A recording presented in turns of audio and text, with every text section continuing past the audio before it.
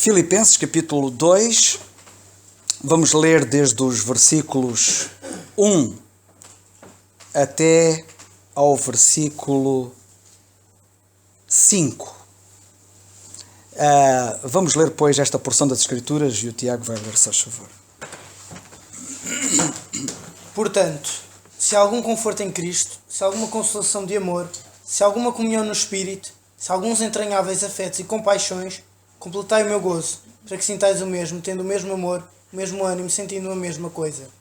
Nada façais por contenda ou por vanglória, mas por humildade.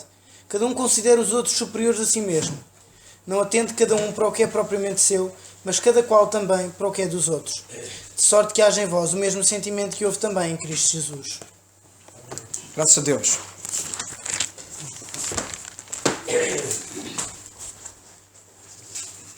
Portanto, nós vamos dar início à continuação do nosso estudo. Nós, na semana passada, ficamos no versículo 2. E agora, nos versículos 3 e 4, nós temos aqui o apóstolo Paulo a falar sobre uma coisa muito importante, que vem na sequência daquilo que já tínhamos vindo a ver, que é pensar nos outros. E eu já vou dizer alguma coisa sobre isto. Ele vai dar uma grande ênfase neste capítulo, particularmente sobre a importância da humildade. A importância da humildade, que é uma virtude rara, infelizmente e lamentavelmente, é uma virtude rara e de que nós tanto precisamos de humildade. Deixai-me dizer, para começar, que infelizmente e lamentavelmente, muitas crianças entram neste mundo com os pais a dizerem-lhes para elas se afirmarem, para serem melhores do que os outros, para não se deixarem ultrapassar pelos outros, para não sei o quê. Ou seja, é exatamente o contrário daquilo que Paulo vai ensinar acerca do que é que devemos ser. Nós não nos devemos mover pela afirmação pessoal, mas pela anulação pessoal, que é exatamente o contrário. E isto acontece porque também os pais enfermam da compreensão destas verdades. E deixai-me dizer que aqueles que se afirmam pela anulação e não pela afirmação pessoal são os mais bem-aventurados. E são os mais fantásticos. Eu não sei se acabei, ainda se cá tem mais alguma coisa. Tenho colocado na internet ultimamente coisas sobre um grande cientista, um dos grandes cientistas americanos, chamado George Washington Carver, que era um crente de cor negra, que foi filho de escravos, um escravo sem pais, que passou muito mal na sua infância, que foi adotado ou foi levado para casa de uma família de brancos nos Estados Unidos da América, e, para resumir, ele tornou-se num grande cientista. Foi ele que inventou a manteiga de amendoim, por exemplo, e só à custa do amendoim ele tem centenas ou milhares mesmo de derivados que ele conseguiu. E hão de notar que este homem, que afinal foi tão grande, era um indivíduo tão pequeno. Ele anulou-se a ele próprio. Ele não quis patente da invenção. Quem é que ficou na história? São os que querem ser grandes? Ou foi o que quis ser pequeno? Fantástico isto. Irmãos, Paulo está para deixar este mundo. E ele diz, eu até prefiro partir como nós vimos, mas já que vou cá ficar, eu quero vos ensinar algumas coisas. E as coisas que eu vos quero ensinar é que vocês pensem mais nos outros e pensem menos em vós. Porque vocês vão ser mais felizes. Deixai-me dizer, irmãos, que quanto nós mais pensarmos nos outros e quanto mais agirmos em função dos outros, somos mais felizes. Mas não tenham dúvidas acerca disso. Quanto mais vivermos egocentrados, em torno de nós próprios, cuidando de nós próprios, pensando apenas em nós próprios e servindo-nos e querendo que os outros nos sirvam a nós próprios, somos uns grandes infelizes. Isto parece que é ao contrário do que o senso natural e normal diria, mas esta é a realidade. E nos versículos 3 e 4, que eu vou passar a ler, lemos assim: Nada façais por contenda, quer dizer competição, porque esta contenda aqui, a ideia no original, não é de contenda de irmos aí a agredir alguém, ou verbalmente ou de outra forma qualquer, mas é competir, é o espírito de competição, o de querer suplantar o outro, ser maior que o outro, estar acima do outro. E a ideia do original é esta: nada façais por competição ou por vanglória, querendo alcançar uma glória que Paulo diz, isso é vão, isso é inútil, mas por humildade, e cá está a humildade, e diz, cada um considera os outros superiores a si mesmo. E depois diz no versículo 4, não atente cada um para o que é propriamente seu, mas cada qual também para o que é dos outros. E, resumidamente, ele, nestes 2 versículos, acabou por dizer aquilo que eu estava aqui a afirmar. O que é que nós temos no versículo 3? A ocupação com vantagens pessoais, de que somos aconselhados a abdicar. Esqueçam vantagens pessoais. É o que o apóstolo está aqui a dizer. O que é que ele diz no versículo 4? No versículo 4 ele mostra que a ocupação com vantagens pessoais, que ele não recomenda no versículo 3, deve ser substituída pela ocupação com as vantagens dos outros. Nós temos que pensar nas vantagens dos outros. E é isto que Paulo diz aos crentes. Ele diz, e eu enquanto aqui ficar, e já que fico aqui, como temos vindo a ver ao longo dos vários estudos, eu quero vos dar bons conselhos. E há um grande conselho que eu vos quero dar. Anulem-se a vocês mesmos e pensem nos outros. Não pensem em viver para vós. Pensem em viver para os outros. E eu gostava de, depois de ter feito este preâmbulo, dizer o seguinte. Nós já vimos várias coisas, algumas quase que se repetem, mas eu vou evitar a repetição. E vamos ver coisas que me parecem que são muito importantes nesta fase em que nós estamos da carta. E eu quero começar por dizer uma coisa que eu já disse e que agora vou-lhe dar uma ênfase um bocado diferente, que é, no capítulo 1, Paulo coloca Cristo em primeiro lugar. E nós vimos isso. No capítulo 2, vemos aqui claramente, mesmo nestes versículos, ele coloca os outros em primeiro lugar. Perdão, em segundo lugar. Certo? Capítulo 1, Cristo em primeiro lugar. Capítulo 2, os outros em segundo lugar. Onde é que fica Paulo? Em último lugar. Estão a ver? Onde é que ele fica? Ele fica em último lugar. E é isto que nós vemos aqui. Irmãos, não se deixem enganar. Quando eu vinha para cá, na viagem, e vinha a conversar com o meu tio e com o Joaquim, em particular sobre esta verdade, vínhamos a falar sobre como é que o diabo cega as pessoas e engana as pessoas. Como é que ele cega descrentes e os mantém agrilhoados na perdição eterna. E como é que ele também engana crentes, a ponto de lhes tirar a visão, a ponto de eles perderem a visão da realidade. E deixai-me dizer que uma das coisas que muitos poucos veem é a importância de sermos humildes e de nos anularmos a nós e de pensarmos mais nos outros do que em nós.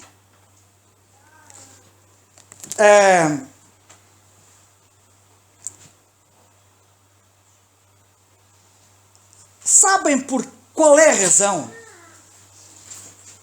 Talvez a principal. Porque as pessoas se ofendem tanto. E eu digo-vos uma coisa, eu nunca vi tanta gente ofendida na minha vida à minha volta. E eu acho que é difícil olhar à volta e não ver gente ofendida. Este está ofendido por aquilo, aquele está ofendido por aquilo, o outro está ofendido por não sei o quê, só vejo gente ofendida. E a razão porque as pessoas se sentem tão ofendidas é por estarem no lugar errado. É por não terem ocupado o lugar certo. Ainda não descobriram qual é o lugar delas, que é o último lugar. Não é o primeiro, nem o segundo. É o último. E isto, deixai-me dizer, que é muito importante. Eu já tive a ocasião de contar aqui a experiência de um grande homem de Deus. Os grandes homens de Deus são assim. Aliás, um indivíduo não pode ser grande homem de Deus se não for assim. Um grande homem de Deus chamado William Carey. Ele é chamado o pai das missões modernas. Este homem era sapateiro. Muitas vezes lembro-me do meu tio a fazer sapatos. E quando me lembro do William Carey, lembro-me dele.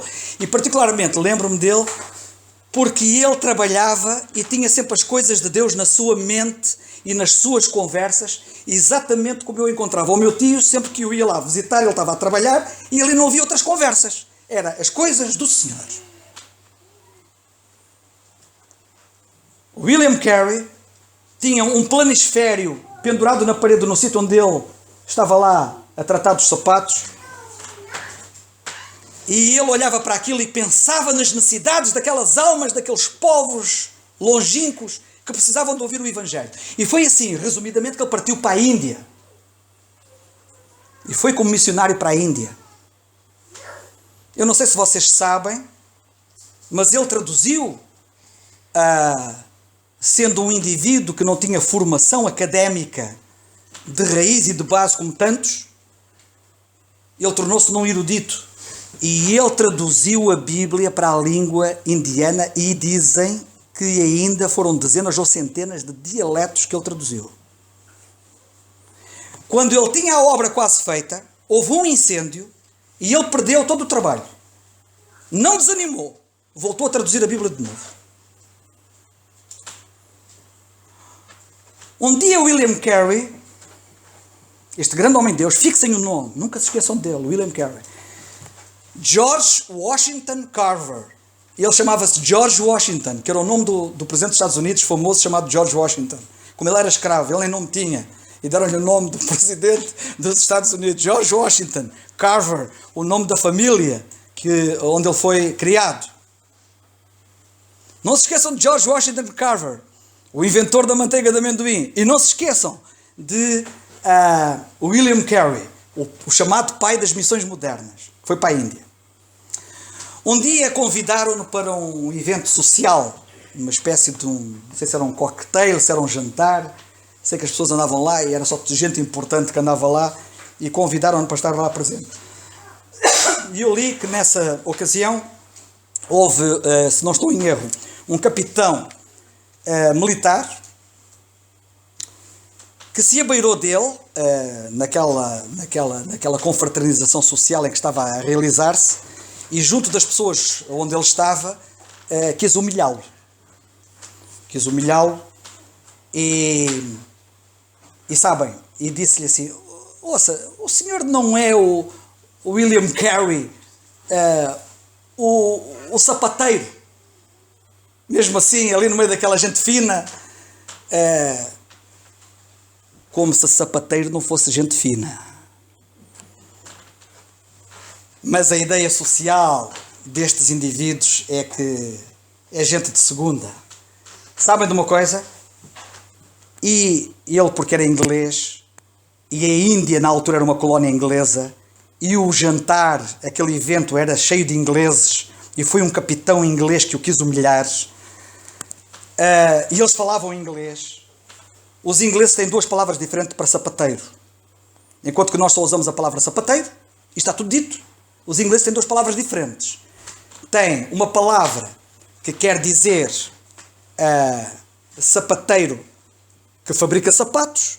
Eles têm uma palavra para o que fabrica sapatos, para o que faz sapatos, tem uma palavra. E tem uma palavra diferente para o que remenda sapatos. Não é o que faz sapatos, não é o que fabrica, não é o engenhoso. É aquele que vai arranjar os sapatos que já estão estragados.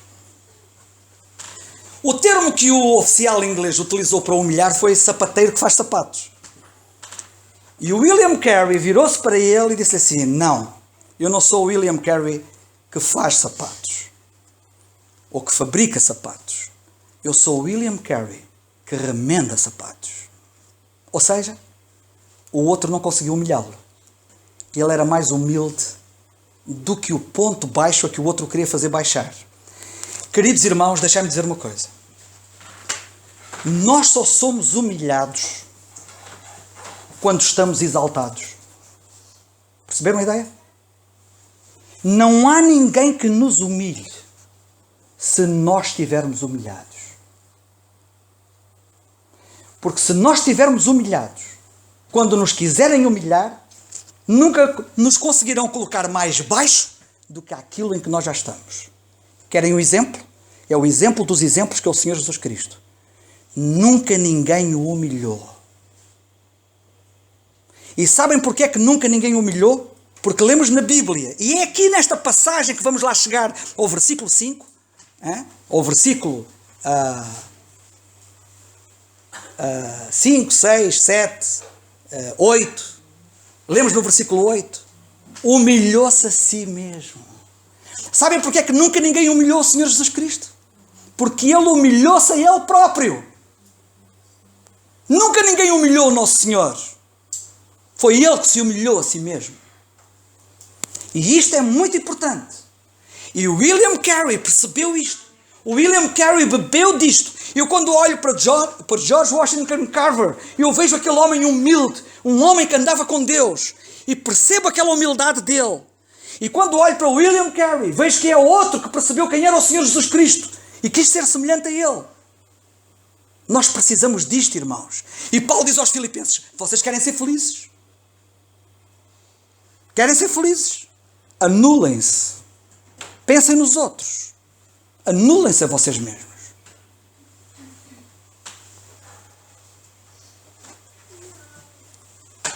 O apóstolo Paulo é um exemplo fantástico de humildade. Noutras ocasiões, eu já tive a ocasião de dizer aqui, que acerca dele, ele disse, sou o menor dos apóstolos, disse aos Coríntios. Sou o menor dos apóstolos. Notem a atitude de um homem de Deus a sério. Sou o menor dos apóstolos. Noutra ocasião, escrevendo aos Efésios, ele disse, sou o mínimo de todos os santos. Eu não sou só o menor dos apóstolos. Dos santos todos. Eu estou abaixo. E escrevendo a Timóteo na primeira carta, ele disse, eu sou o principal dos pecadores. Isto é o retrato, é a radiografia de um homem verdadeiramente humilde.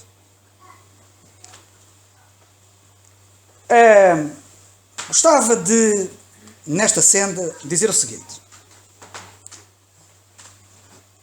A Bíblia toda ela, e eu vou só citar alguns exemplos, poucos, que é para vocês poderem ter uma ideia, está cheia de exemplos em que nós vemos homens de Deus, os que se distinguiram, os que são a referência, aqueles para quem nós devíamos olhar e copiar e fazer igual. Vemo-los a considerar os outros superiores a eles próprios. Vou-vos citar, para já, 3 exemplos. Quem são eles? Gedeão. Todos já ouviram falar de Gedeão. Todos ficam impressionados com a história de Gedeão. Gedeão é uma referência. Gedeão é um exemplo. Ele é um dos homens da fé.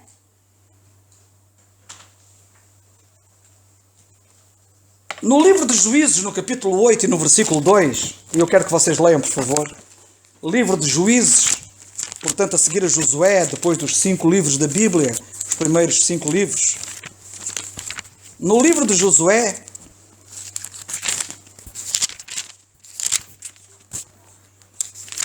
antes de Juízes, perdão. Eu disse, antes, esqueçam. A seguir a Josué. Eu disse a seguir a Josué, não foi? E acho que disse bem, não errei. No livro de Juízes, no capítulo 8, nós lemos assim, no versículo 2. Tomem atenção. Porém ele lhes disse, que mais fiz eu agora do que vós? Ele está a falar para os homens de Efraim. O versículo 1, vamos ler. Então os homens de Efraim lhes disseram, que é isto que nos fizeste, que não nos chamaste quando foste pelejar contra os midianitas? E contenderam com ele fortemente. Ó Gedeão, quando foste lutar contra os midianitas, tu não nos chamaste. Versículo 2. Porém ele lhes disse: que mais fiz eu agora do que vós? Ou seja, eles, no entender deles, achavam que o papel que lhes foi reservado não era um papel de vulto, não era um papel de destaque. Achavam que também deviam ter ido ficar na história por terem combatido os midianitas como os seus irmãos foram combater, e também terem ficado na história por terem sido vencedores com os grandes combatentes e guerreiros que os venceram. Mas notem o que diz Gedeão. Gedeão era um dos combatentes. Gedeão foi um dos que combateu os midianitas. Gedeão foi um dos vencedores dos midianitas. E ele disse: que mais fiz eu agora do que vós? Vocês acham que eu estou acima de vós? Acham? Vocês acham que estão abaixo de mim? Vocês acham que por eu ter ido combater os midianitas, como eu fui e vocês não foram, vocês acham que isso me dá proeminência? Vocês acham que isso me dá lugar de destaque acima de vós? Não, diz ele.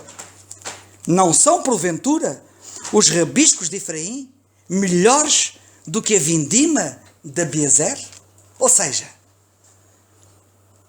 vocês parecem rabiscos. E nós, os que vindimaram. E vocês são os restos da vindima, que vieram agora para os restos. Vocês são mais importantes. Vocês são melhores do que nós. Do que eu. E eu gosto de Gedeão. Alguém que considerava os outros superiores a si próprio. Já viram? E eu quero chamar a vossa atenção para isto. Porque considerar os outros superiores a si próprio significa todos os outros. Significa mesmo aqueles que até eles próprios se consideram como uns indivíduos que foram relegados assim para segundo plano. A grandeza que está aqui é a grandeza da humildade de Gedeão. O exemplo aqui é o exemplo de Gedeão. Distinguiu-se porquê? Pela humildade. E nós vemos a humildade nisto. Segundo exemplo. Segundo o livro de Samuel, à frente, a Juízes tem Samuel. No segundo livro de Samuel, no capítulo 12, vocês leem de outro caso, que é o caso de Joabe.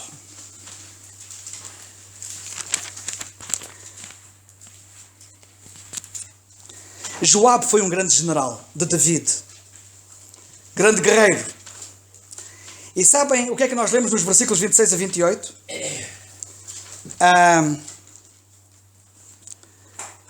Nós vemos aqui nos versículos 26 a 28 que ele combateu contra Raba, venceu Raba, e depois chamou David. Notem bem, ele, grande general, grande guerreiro, grande combatente, grande herói, chamou David para David dar o golpe de misericórdia. Ou seja, quem tinha feito tudo foi Joabe. E David foi ali apenas para utilizar a gíria política que se utiliza na linguagem política, foi lá cortar a fita. Quem fez a obra foi Joabe. David foi lá para dar o golpe de misericórdia. E sabem de uma coisa? Joabe quis que o crédito da vitória, que os louros da vitória fossem atribuídos a David. Ele não quis ficar com os louros da vitória. Ele não quis ficar com o crédito da vitória. É este o espírito humilde. E nós lemos no capítulo 12, versículo 26 a 28, isto. Entretanto pelejou Joabe contra Raba, dos filhos de Amon, e tomou a cidade real. Então, depois de ele ter feito isto e ter tido a vitória, mandou Joabe mensageiros a David e disse: pelejei contra Raba e também tomei a cidade das águas. E quis que ele viesse, para que ele tivesse os louros da vitória. Leiam a passagem toda. Terceiro exemplo. O apóstolo Paulo. Nós estamos em Filipenses. E é aqui exatamente em Filipenses que nós vemos o exemplo de Paulo.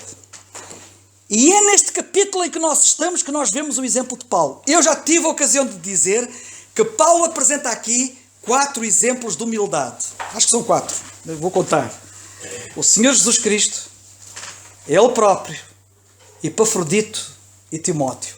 Todo o capítulo 2 fala destes 4 exemplos de humildade. é curioso que quando ele fala do caso dele, e eu vou apenas citar este aspecto, nós lemos que a humildade dele era tão grande que ele quis honrar os filipenses. Ele quis distinguir os filipenses. Ele colocou os filipenses acima dele. Quem é que está a ensinar os filipenses? É ele. Quem é que é um valor acrescentado para os filipenses? É ele. Quem é que lhe está a dizer como é que se é feliz a sério e como é que se consegue viver aqui neste mundo enquanto se vive cá de uma forma em condições? É ele. A quem é que ele atribui os louros? A eles. Ele não quer louros para ele. Isto é consentâneo com o ensino que ele está a dar. Ele fala em humildade. Ele diz para considerar os outros superiores a si próprios. Está-lhes a dizer isto a eles. E depois eles olham para ele e veem isto nele. Ele coloca-os a eles acima dele. E nós lemos no capítulo 2 e no versículo 17, devemos lá chegar, ele dizer isto.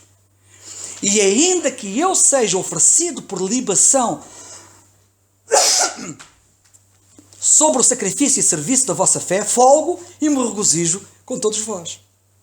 Ainda que eu seja oferecido por libação. Ou seja, ele diz assim, por outras palavras, a minha vida, comparada com a vossa vida, a vossa ação, comparada com a minha ação, ou a minha ação, comparada com a vossa ação, é assim, em termos comparativos, através de uma ilustração.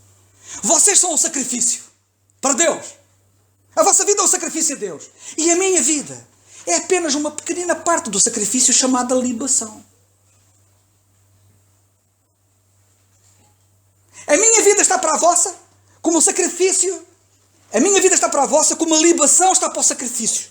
O sacrifício é coisa grande. A libação é coisa pequena. Vocês são o sacrifício. Eu sou a libação.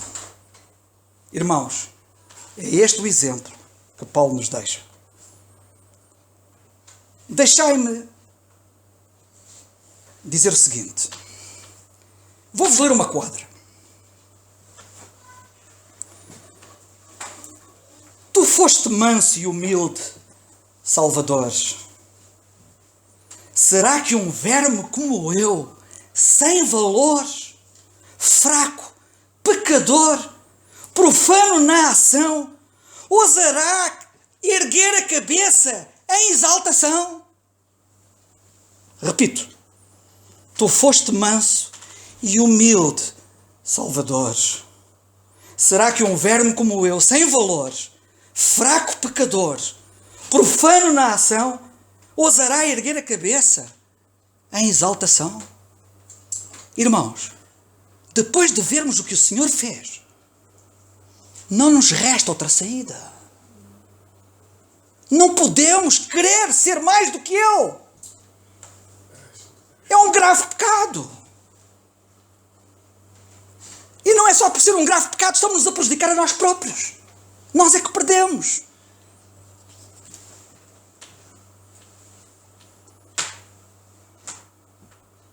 Ele fala, como eu disse no versículo 4, pensem nos outros. Ele diz para nós atentarmos para o que é dos outros, não para o que é nosso, mas para o que é dos outros.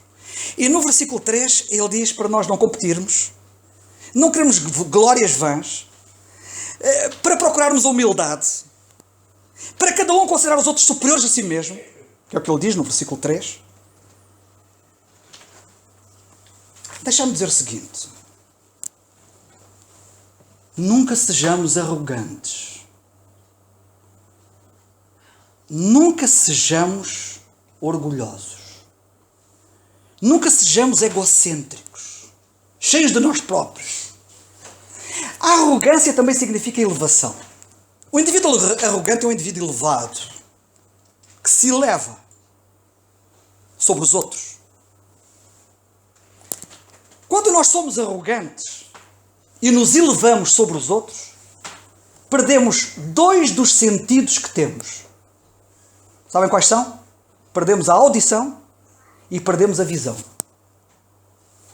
Porquê é que perdemos a audição? Porque é difícil ouvirmos as pessoas quando estamos mais altos do que elas. Vocês vão te perguntar àqueles que andam lá em cima nos aviões se ouvem alguma coisa dos que andam cá em baixo na terra. Ou vocês hão de perguntar ao indivíduo que está lá no 13º andar, ou até no 5º andar, se ouve o que o outro que está cá em baixo está a dizer ao outro que está ao lado dele. Perde-se a audição, quando estamos muito elevados. E perdemos também a visão. A visão perde-se com a distância. Por essa razão é que nós somos capazes de lá andar em cima de avião e quando olhamos cá para baixo nem vemos pessoas que estão lá em baixo. Deixamos de as ver. Só nos vemos a nós.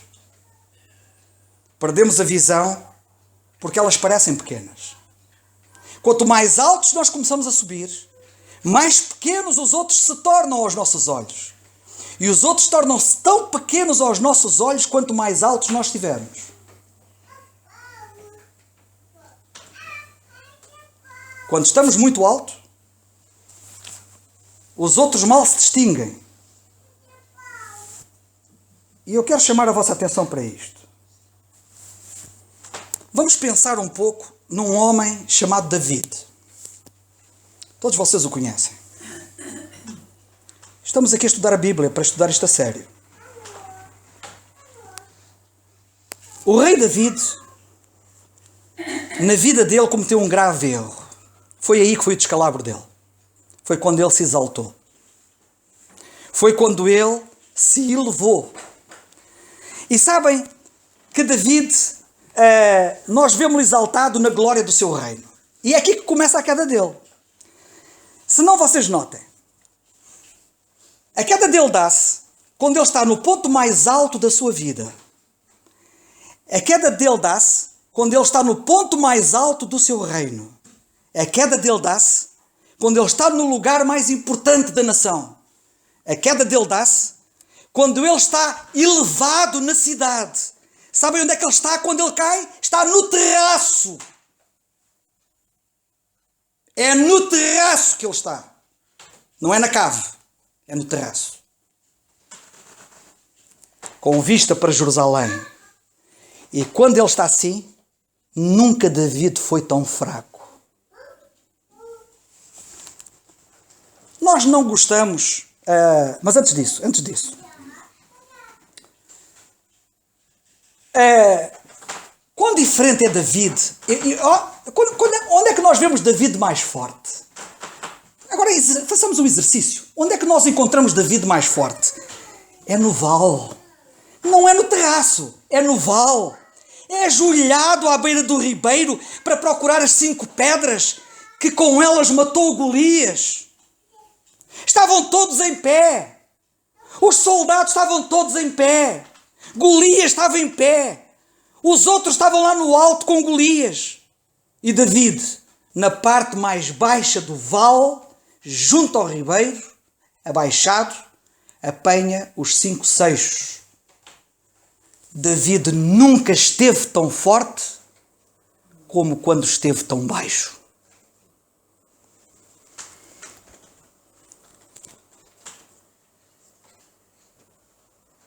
Quando um indivíduo está alto, sabem o que é que ele gosta? Quando o indivíduo se exalta e portanto, é aquilo que não deve ser. E já agora deixamos uma coisa. Sabem o que é que me entristece mais? O que me entristece mais ainda no meio disto tudo é eu descobrir muitas vezes que aqueles que têm responsabilidade na obra de Deus, muitos, não são todos, graças a Deus, que aqueles que têm responsabilidade na obra de Deus, que deviam dar o exemplo aos crentes, são os primeiros a não dar o exemplo aos crentes. E são os mais arrogantes, os mais elevados, os mais convencidos. Alguns querem cadeiras especiais até para sentarem, para serem diferentes dos outros. Querem títulos honoríficos para que os tratem por esses títulos. E foi assim que surgiu o clero. E eles que deviam dar o exemplo da humildade são os que menos exemplo de humildade dão. Isto é triste. Quando um indivíduo está exaltado, elevado, sabem o que é que caracteriza? Há pormenores que o caracterizam. Sabem qual é um dos pormenores que caracteriza um indivíduo assim? Gosta de mandar. Gosta de mandar. E quando David está alto, nós vemos David mandão. Como David está transfigurado. Nunca foi tão fraco. Um indivíduo que queira mandar é um indivíduo fraco. O pastor, o verdadeiro pastor, nunca manda as ovelhas fazer nada. Elas seguem-no. Pelo exemplo que ele é. E David nunca esteve tão fraco como quando esteve tão alto. E David nunca mandou tanto como quando esteve alto. Notem. Antes de eu dizer, vos mostrar isso, houve um grande homem de Deus chamado John Stott. Eu tive uma pena enorme porque de uma das vezes que estive em Inglaterra em serviço, estive na igreja deste homem sem saber que esta era a igreja deste homem. Estive na igreja deste homem onde eu fui muito abençoado. Onde provavelmente este homem lá estava quando eu fui abençoado, sem eu saber que ele lá estava. Vocês talvez não acreditem, eu sou mesmo ignorante. Mas só descobri que este homem estava nessa igreja já depois de ele ter falecido, ter partido para o Senhor. E ele partiu há pouco tempo. Estive lá naquela igreja. Eu agora percebo porque é que eu fui tão abençoado. Eu já vos contei histórias acerca dessa experiência que eu tive nessa noite memorável nessa igreja. Estavam cerca de 1000 almas naquelas galerias todas cheias a cantar de uma forma que eu parecia que estava no céu. Sabem o que é que ele disse um dia? O John Stott disse isto.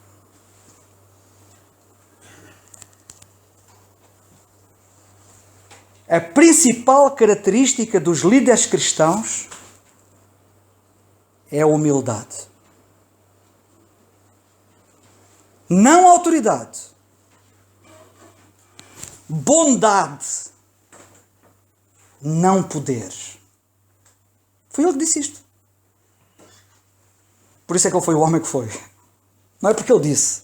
Porque ele, de facto, toda a gente reconhecia que ele foi um grande homem de Deus. Humilde. Segundo livro de Samuel, capítulo 11. Para verem aquilo que eu disse. Segundo livro de Samuel, capítulo 11.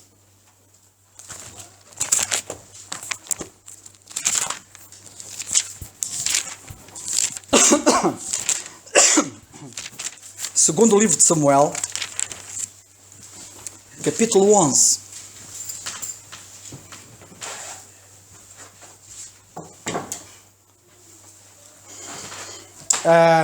E os versículos são os seguintes. E eu vou pedir para vocês lerem comigo, por favor. Sabem que é neste ponto, aqui no segundo livro de Samuel, capítulo 11, que nós vemos David no seu ponto mais alto.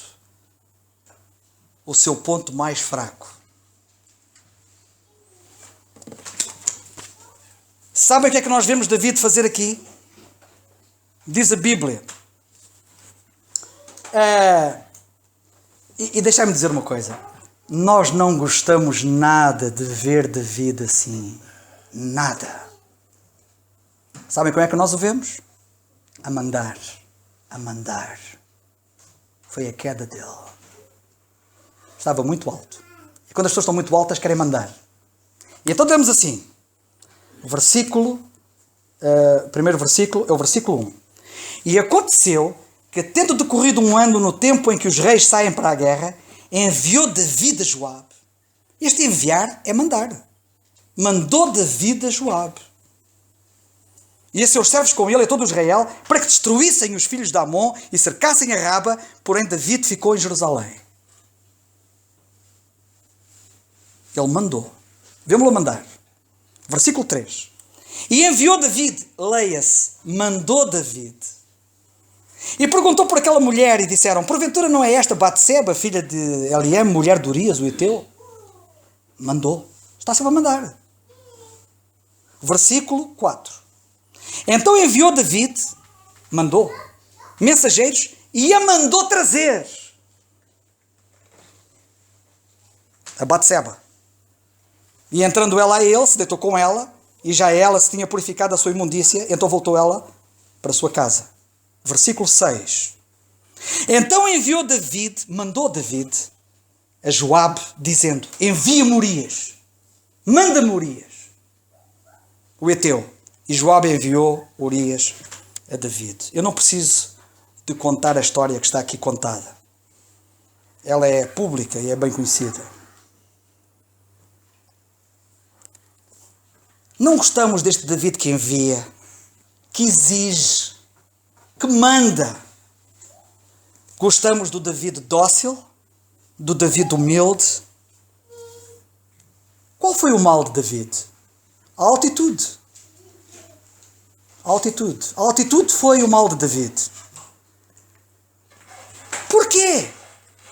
Porquê? Porque quando se está alto, deixa de se ouvir. Quando se está alto, deixa de se ver. E David deixou de ouvir. Deixou de ouvir Deus, deixou de ouvir a consciência e deixou de ver. Ele viu Batseba como se outra mulher qualquer fosse. Não distinguiu. Deixou de ver os outros. Nós precisamos, irmãos, de ver as pessoas que precisam de nós.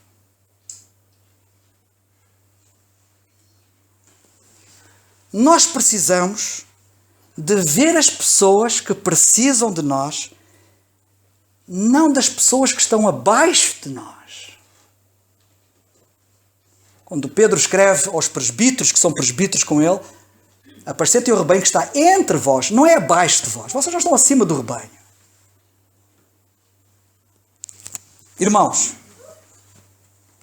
desçamos, ouçam bem, desçamos antes que caiamos. Porque quem sobe, a queda é grande. Provérbios 16, 18. Eu estou quase a terminar e vou já terminar. Mas não posso terminar sem dizer o que ainda vou dizer, que é muito breve. Provérbios 16, versículo 18. A soberba, disse o sábio Salomão, e ficou aqui bem registado, ou a altitude, o querer ser grande, o orgulho, a soberba precede a ruína, e a altivez do espírito precede a queda.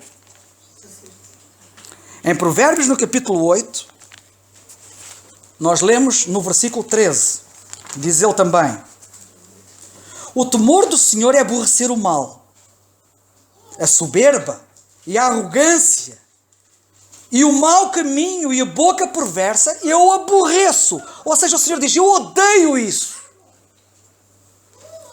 Irmãos, o Senhor odeia a arrogância. O Senhor odeia o pensarmos em nós, o sermos egoístas. Quando Deus, a voz de Deus se ouviu lá do céu, quando o Senhor Jesus Cristo estava junto ao Jordão, e o céu se abriu e a voz do céu se ouviu, o que é que a voz do céu disse? Este é o meu filho amado em quem tenho todo o meu prazer, ou em quem me comprazo. Tinha prazer em quem? No que se tinha humilhado a si mesmo.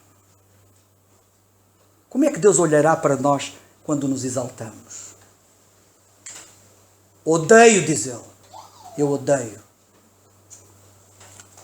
E nós temos exemplos claros de alguns que foram profundamente humilhados por Deus por causa da sua exaltação. E estou-me a lembrar neste momento de Nabucodonosor, que até erva pastor.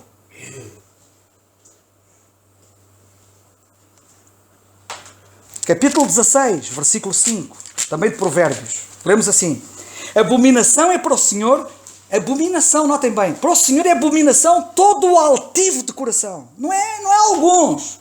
Não é só Nabucodonosor.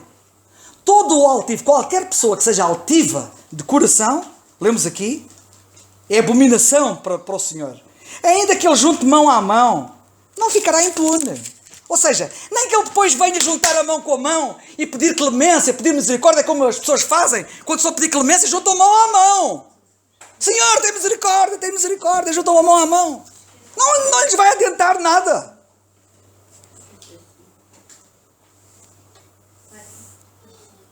Que Deus nos ajude, irmãos.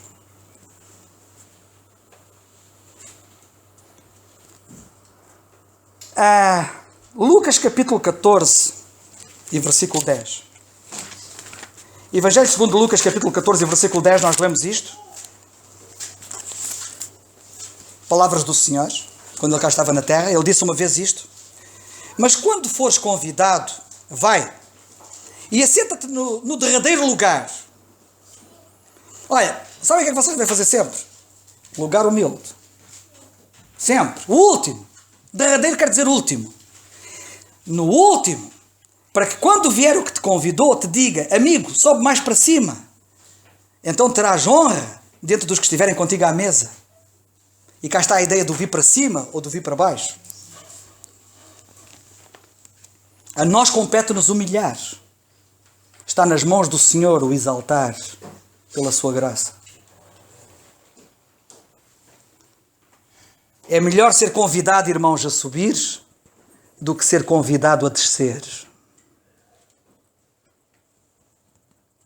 É preferível que sejamos convidados a subir do que sejamos convidados a descer. E deixai-me dizer, por último, que o ar das alturas está provado, e os que estudam a meteorologia sabem disso. O ar das alturas, o ar das montanhas, é um ar rarefeito. Ou seja, é mais difícil de respirar quanto mais alto se sobe. Irmãos, desçamos para respirar melhor o cristianismo. Que Deus nos abençoe.